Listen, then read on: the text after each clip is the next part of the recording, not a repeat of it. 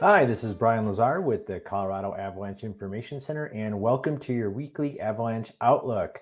You can look at our homepage map here, which gives you a current snapshot of conditions. And you can see we've got moderate avalanche conditions across most of the state. The exceptions are in the Steamboat and Flat Top zone and in the Grand Mesa forecast zone, where avalanche conditions are generally safe and we have low danger. What's driving the moderate danger is generally loose, dry avalanches. And these are really good examples of these long running and fast moving sloughs.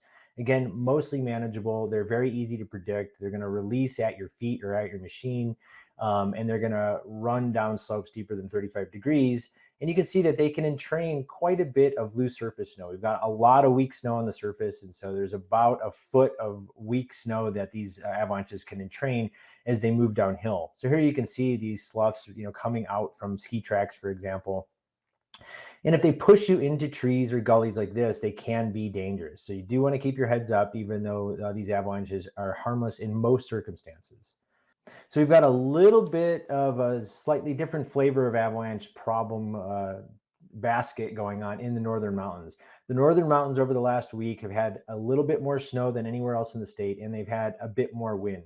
And so you can see here that we are looking at hard slab avalanches. So these are avalanches where the winds have drifted the snow into much stiffer layers of snow. And these are concentrated to the northern mountains. You can see they're concentrated to the areas around Berthoud Pass in the southern Front Range and down into the Vail and Summit County zone. And we do have this outside potential for very large avalanches breaking on weak snow near the ground. We haven't seen a lot of those, but we have seen a couple, and it's enough to keep us on our toes. So here are some images of avalanches of this nature that have taken place over the last week in the northern mountains. And again, concentrated in that Vail, Summit County, and Front Range zone. But you can see here in this image, these small wind-drifted slabs are breaking loose. They're generally pretty small, but again, they can be dangerous if you're in the wrong piece of terrain. So you can see these are about 4 to 8 inches thick, generally harmless unless they push you into really consequential terrain, but something to keep an eye out for, particularly in the northern mountains. Signs like this, cracking at your ski tips or at the front of your machine or snowshoes, are clear indications that you've got these wind-drifted slabs and you need to pay attention. The most problematic slopes, or where you're most likely to find these wind-drifted slabs, are at higher elevations, below ridgelines and cornices and cross-loaded terrain features that face north through east on the compass. And we do have this outside potential still in thin, windswept, rocky areas for avalanches to break near the ground.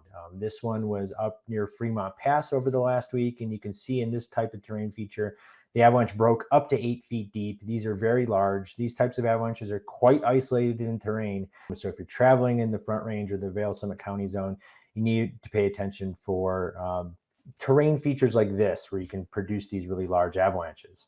So as we move from Thursday into Friday and into the weekend, you can expect avalanche conditions to remain fairly stagnant. These loose, dry problems are not going to go away.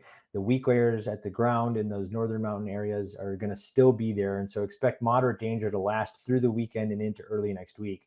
In the absence of new snowfall, conditions will slowly stabilize, but we're not going to get away from the loose, dry avalanche problem and the really weak snow surfaces. So I don't see much in the way of enough snowfall to really increase the avalanche danger anytime soon.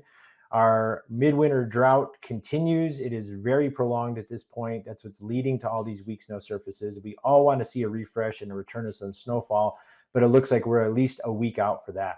So in the meantime, stay up to date by getting your current avalanche forecast at colorado.gov/avalanche or on your CAIC mobile app. Check back here next week and have a great weekend.